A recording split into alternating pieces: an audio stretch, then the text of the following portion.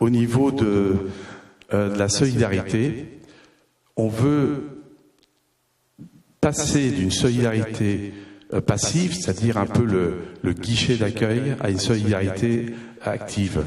Et donc cette solidarité active, ça consiste en fait à permettre aux personnes de pouvoir trouver un endroit où ils puissent échanger sur leurs problématiques. Et pas simplement d'aller voir une personne en mairie pour avoir un conseil, mais de favoriser aussi les groupes d'échange avec, par exemple, entre parents qui rencontrent les mêmes problématiques, que ça soit d'autorité, que ça soit de difficultés de santé ou autres, d'avoir vraiment ces structures d'accueil. Donc c'est de favoriser vraiment cet échange on sait que les personnes, d'une manière générale, quand elles sont en difficulté, elles ont du mal à aller vers les autres, elles ont déjà réglé leurs problèmes. Et donc le fait de prévoir un lieu d'échange, c'est un intermédiaire qui permet de ne pas être désigné comme la personne à problème, entre guillemets.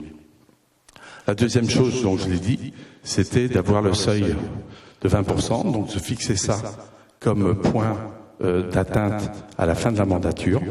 Et donc ça nécessite de faire l'inventaire, qui est assez facile à faire, de déterminer le nombre de logements que ça implique et de voir de quelle manière globale on va le faire par quartier, et soit de saisir des opportunités quand ça se présente, ou d'avoir un vrai plan de construction de logements, ces logements sociaux étant à la fois pour des personnes qui n'ont pas les ressources financières suffisantes pour l'environnement garinois, et c'est ce problème de ressources pouvant aussi bien concerner nos jeunes qui, à un moment donné, bien que travaillant, ils peuvent pas se permettre de payer un loyer au niveau où il est sur la Garenne actuellement, ou alors encore, ça peut concerner tout le personnel de service qui interviennent dans les crèches, dans les écoles, etc., et où on a du mal à les recruter sur la Garenne, parce que comme c'est un secteur qui est en tension, généralement, ces salariés habitent loin, et quand il y a une offre plus proche de leur lieu d'habitation, eh ben, ils ne viennent pas à la Garenne et ils s'installent ailleurs. Voilà. Le troisième point, c'est la vie associative. Elle est très riche à la Garenne. Je veux dire, je crois que c'est pour ça qu'on parle de renforcer. Hein. C'est vraiment, on est une ville dans laquelle on a un nombre d'associations, un nombre de bénévoles qui participent activement à l'animation de la ville. Et donc on veut ajouter à ça également d'encourager des initiatives garinoises avec un interlocuteur donc de la municipalité qui accueillerait ces personnes, répondrait au conseil, les mettrait en lien avec les personnes adaptées et les accompagnerait durant leur projet.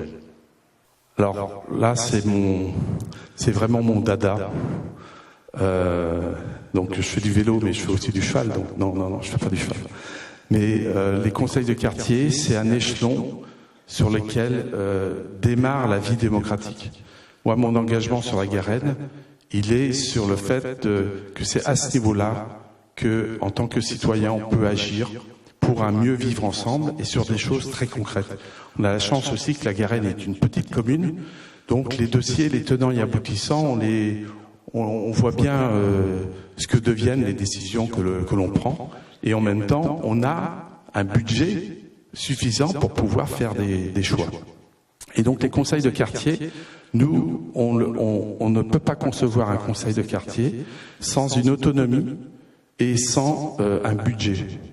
Et aujourd'hui, les conseils de quartier sont nommés par le maire, et il y a vraiment un conseil de quartier qui a vraiment su évoluer dans la bonne direction, qui est celui du centre sud, donc qui est animé par Jean-François Dransart, et qui a su vraiment transformer cette instance qui, si on ne fait pas attention, deviendrait une instance de relais d'information, alors que là, si on donne la maîtrise de l'ordre du jour, par exemple, vis-à-vis des participants à ces conseils de quartier, on peut vraiment en faire un outil et un vrai relais pour éviter que des décisions soient prises sans qu'on ait mesuré tous les côtés pratiques dans leur application. Voilà. L'autre point qui également est pour moi une source incroyable de richesse et d'initiative, c'est vraiment le vivre ensemble, donc ce qu'on appelle de promouvoir le civisme. Et il y a plein de domaines, Les déchets sauvages, alors je vais vous parler des côtés négatifs. Les déchets sauvages, les souillures de chiens sur les trottoirs, les vélos sur les trottoirs, les voitures qui roulent trop vite, etc., etc. Bon. Maintenant, je vais vous parler du côté positif. Les chiens, c'est un formidable animal de compagnie. C'est un moyen pour les personnes qui ont des chiens et qui sont isolées d'entrer en contact avec les personnes qu'elles rencontrent dans la rue. C'est une manière aussi que les rues soient vivantes. C'est aussi une manière pour les personnes âgées de garder un contact avec les réalités, avec ce rythme de sortie des chiens. Moi, je les plains, j'ai pas de chien, mais bon, voilà. Mais ça oblige à rester en contact avec les réalités. Et il y a des études médicales qui montrent que c'est vraiment quelque chose qui retarde notamment les maladies dégénératives. Voilà. Le vélo. Alors, le vélo sur le trottoir. Mais le vélo qui circule, c'est aussi un automobiliste qui est pas en train de rouler en voiture, donc il vous facilite la vie en n'étant pas sur votre route. Il pollue moins, voilà. Donc c'est des exemples. Les chiens, ceux qui sont le plus embêtés par les souillures de chiens, en dehors de nous. Alors moi je suis un spécialiste et c'est toujours pied droit, mais bon. Tant pis. Mais c'est les propriétaires de chiens eux-mêmes, ceux qui ont des chiens propres ou qui ramassent, qui font attention, parce que on les dessert. Voilà. Eux, on les regarde d'un air soupçonneux. On se dit bon, je vais passer, je vais regarder s'ils ramassent. Bon voilà. Donc il y a tout un ensemble de choses. Et par rapport à ce vivre ensemble, il y a à la fois un côté angélique qui est de sensibiliser les gens à ça, mais il y a aussi après un côté dans lequel on peut prendre des actions pour faire cesser ces désordres-là. Et je vois très bien, comme travaux d'intérêt général, d'avoir à ramasser pendant 2 semaines les crottes de son quartier, voilà, par exemple. Une chose, c'était les associations, c'était juste avant. Il y a une association que j'ai rencontrée au Salon des maires, qui est une association qui est basée autour des animaux de compagnie et où les propriétaires des animaux de compagnie se réunissent pour échanger des conseils, des tuyaux, la meilleure nourriture, etc. Et qui peuvent aussi mener des actions de sensibilisation sur les points que je viens d'évoquer. Alors au niveau des commerçants et des artisans, c'est vraiment un tissu très important qui fait la richesse de notre commune aussi. On a vraiment une offre commerciale qui est importante, mais à nos yeux insuffisamment diversifiée. Et il faut qu'on veille à ce que cette offre reste accessible à toutes les bourses. Voilà. L'autre chose, c'est l'accompagnement de toutes ces actions. Alors on pense évidemment à tout ce qui a été fait au niveau de l'animation des zones commerçantes, mais également tous les conseils qu'il y a à faire pour favoriser l'accès aux personnes en situation de handicap. Donc il y a des vraies problématiques qui se posent, de faire en sorte que le centre-ville devienne un centre vivant avec les commerces. Bon, on voit par exemple sur la place de la Petite Fontaine, il y a un vrai problème de commerce. Il y a le journaliste qui est le buraliste, non même pas, c'est pas le buraliste, c'est le vendeur de journaux qui a fermé, qui était ouvert à Eclipse, donc ça favorise pas une clientèle régulière. Des problématiques avec le boucher. La problématique, par exemple, aujourd'hui, avec les travaux qui sont en place à Belgique, avec le quincaillier qui a sa rue qui est fermée à cause des travaux et qui, du coup, a une perte de clientèle brutale. Personne ne l'a prévenu, personne l'a... Donc, c'est des choses comme ça où, pour nous, il faut qu'il y ait un correspondant, quelqu'un qui ait cette sensibilité pour faire en sorte que les commerçants aient un relais, comme il y avait d'ailleurs dernièrement sur la ville, mais de faire vraiment que ça soit un manager dédié à ça. Voilà. Oui, pour rester sur le dernier point de la diversification des commerces, quel est le pouvoir ou quels sont les moyens d'action d'une municipalité là pour choisir entre guillemets des commerces plus adaptés? Je pense entre autres au restaurant de la rue Voltaire qui a apparemment du mal à trouver preneur. Là. Donc, qu'est-ce qu'on peut faire dans une municipalité? La première chose, donc, de ce que je sais de cet espace rue Voltaire, c'est que c'est pas le promoteur qui a décidé. On n'en a pas parlé en conseil municipal, on n'en a pas parlé en conseil de quartier. Donc, pourquoi un restaurant? Parce que, voilà. Et pour moi, c'est la première des démarches, c'est de partir du besoin de l'offre. Et effectivement, pourquoi le restaurant ça pas là? Parce qu'il dit, il y en a déjà. Donc, il y a un côté, donc on va peut-être finir par en trouver un. Mais la première des questions à se poser, c'est vraiment quel est le besoin, quelle est l'offre, et de favoriser le débat et l'émergence des idées pour que le choix soit fait sur une offre un peu plus large que simplement un restaurateur. Voilà. Et voilà. Et donc le pouvoir que j'aurai en tant que maire, c'est de permettre une préemption. Comme on en a déjà fait, donc j'ai voté pour cette démarche, que ça a été fait sur différents commerces qui étaient cédés. Il y en a d'autres où je regrette qu'on ne l'ait pas fait. Je pense au magasin Luminaire qui avait boulevard de la République. Bon, on a perdu vraiment quelque chose c'est vraiment dommageable pour une ville comme la Garenne, parce que c'était vraiment quelque chose qui était vraiment particulier et qui attirait une clientèle qui était spécifiquement désireuse de trouver la lampe qu'il fallait pour leur bien. Voilà. Quelles sont les conséquences éventuellement financières pour une commune qui n'atteint pas les 20% de logements sociaux? Y en a-t-il d'ailleurs? Oui, aujourd'hui, la conséquence financière, elle a été très réduite, mais très réduite pour la Garenne comme pour Neuilly. À savoir qu'en fait, les municipalités négocient avec le préfet en disant, vous voyez, on fait un effort, donnez-nous du temps, vous voyez, on a fait preuve de bonne volonté, donnez-nous du temps. Donc les pénalités n'ont pas été appliquées. Dans le contexte actuel, on se donne des bâtons pour se faire battre en continuant de se comporter comme ça, notamment avec les plans du flot, etc. Donc malheureusement, le comportement de communes comme la nôtre encourage à faire des mesures autoritaires pour faire que ce problème de logement soit pas repoussé chez le voisin, mais soit bien abordé par une vision d'ensemble sur le bassin d'emploi qui est la boucle nord de la Seine. Quoi. Voilà. Tout d'abord, bonsoir Monsieur Conway. Donc moi, ça serait plutôt à propos des commerces. Je vous entends parler de préemption de commerce. La préemption, on est d'accord que c'est donc bien le rachat par la ville d'un bien. C'est bien ça.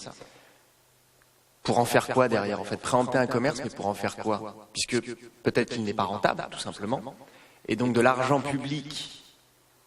J'ai moi beaucoup de mal personnellement avec le mélange des genres entre le public et le privé, car bien souvent malheureusement ça se transforme en entretien du public du privé. Mais voilà, j'aimerais bien savoir, préempter oui, mais pourquoi faire derrière? Effectivement, la préemption, ça consiste pas à ce que la ville devienne propriétaire du bien à la place du commerce qui est parti. La préemption vise à garantir que ce boucher ne soit pas remplacé par un banquier, par exemple, par une banque. Voilà.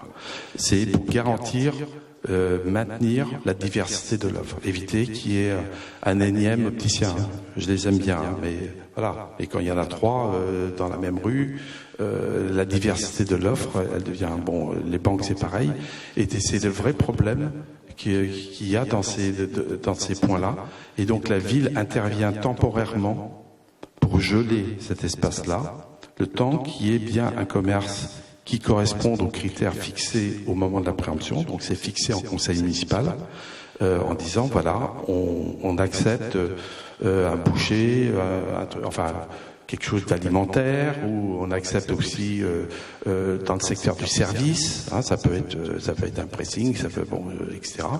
Et donc c'est dans ces critères-là. Après il y a une offre qui est faite, enfin c'est mis sur le marché entre guillemets, et il y a des personnes qui répondent et le dossier est étudié, et après en fonction de l'offre qui est faite, le commerce est confié aux nouveaux commerçants.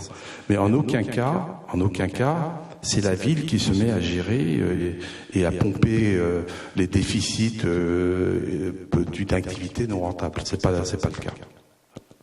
Alors, juste par rapport à ça, on a des cas de préemption. Là, on en a eu. Je parle sous le contrôle des conseillers municipaux présents. Je crois qu'il y a eu 3 cas de préemption qui ont marché. Voilà, donc ça n'a pas été. C'est pas un combat d'arrière-garde, c'est pas un combat d'ailleurs. C'est le fait que on veut qu'il y ait des intérêts qui soient pas simplement la somme d'intérêts particuliers. Voilà. Alors effectivement, si on est dans une économie de marché, on a pendant longtemps cru que si on additionnait tous les intérêts particuliers, on arriverait à répondre à l'intérêt collectif. Malheureusement, c'est pas le cas. Quand vous avez une énième banque qui vient, bien sûr, elle aura des clients. Mais surtout, si elle s'installe, c'est parce qu'elle a les moyens de s'installer. Et elle a une marge qui est supérieure à la marge que fait un boucher. Je veux dire, nous, on a besoin de boucher, par exemple. Donc, en tant que ville, en tant qu'habitant, on a le droit de revendiquer aussi le fait d'avoir une diversité. Oui, moi, monsieur Conway, je suis quand même assez surpris là de. Bon, autant il y a certaines propositions sur le civisme et autres qu'on partage, et effectivement, marcher dans les crottes de chiens, c'est quand même pas extraordinaire, on est bien d'accord. Donc, mais ça coûte pas grand-chose. Par contre, de passer de 11 à 20% de logements sociaux, là, franchement, c'est assez effrayant, parce que on est une commune qui fait quand même 1 km sur 2. Comme vous le voyez, une densité urbaine assez importante. Et ce que vous avez dit tout à l'heure, c'est éventuellement on fera par la force. Ça veut dire quoi? Ça veut dire que on exproprie, puisque vous voulez pas construire d'immeubles. Excusez-moi, quand est-ce que j'ai dit par la force? Tout à l'heure, vous avez dit on utilisera éventuellement la force. Pas du tout. Bon, d'accord, alors très bien. Dont acte, excusez-moi. Donc expliquez-moi alors où on trouve je ne sais pas combien de centaines de mètres carrés en plus de logements pour arriver à 20%, sans exproprier les gens, sans construire d'immeubles, et surtout en baissant les impôts. C'est juste une question de bon sens. Moi, je veux bien tout entendre, mais là, c'est inquiétant. Comment vous faites? 9%, c'est pas anodin. Hein. Si c'était si facile, je vous promets que ça serait fait. Donc, dites-nous une solution dans des villes comme la Garenne-Colombes. Concrète. Hein.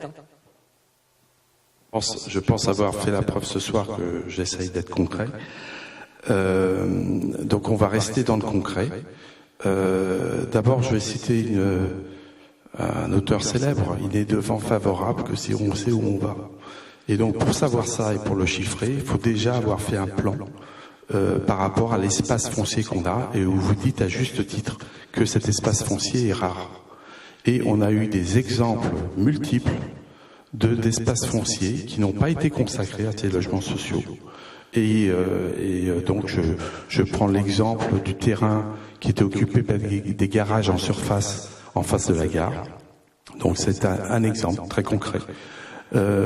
Si on avait fait un parking sous la médiathèque au moment de sa construction d'une manière intelligente, on aurait pu utiliser la zone actuelle en surface qui sert de parking à la médiathèque pour faire autre chose qu'une zone qui est fermée en dehors des heures d'ouverture de la médiathèque. Voilà. Je prends 2 exemples très concrets. Maintenant, vous parliez